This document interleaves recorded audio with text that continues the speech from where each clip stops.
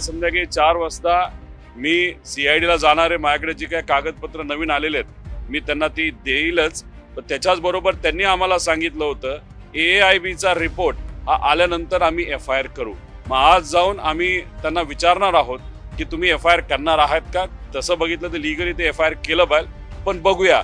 त्यामुळे सत्तेत असणारे, दादांबरोबर काम करणारे, दादांच्या फार जवळचे असणाऱ्या सर्व लोकांना मला एवढं सांगायचं, तुम्ही सत्तेत असताना सुद्धा इन्व्हेस्टिगेशन ज्या दिशेने जायला पाहिजे, ज्या ताकदीने इन्व्हेस्टिगेशन व्हायला पाहिजे, पारदर्शक पद्धतीने व्हायला पाहिजे, FIR त्या ठिकाणी घेतला गेला पाहिजे. दुर्दैवाने त्या गोष्टी होत नाहीत. याच्यावरच समजून घ्या सत्तेत असून सुद्धा काही प्रमाणात तुम्हाला अजितदादांना न्याय देता येत नाही. त्यामुळे कृपा करून तुमचीही ताकद, तुमच्या सत्तेचा वापर करून कुठंतरी या इन्व्हेस्टिगेशनला दिशा देण्यासाठी प्रामाणिकपणे प्रयत्न करा. एवढीच विनंती त्या लोकांना मी त्या ठिकाणी करतो.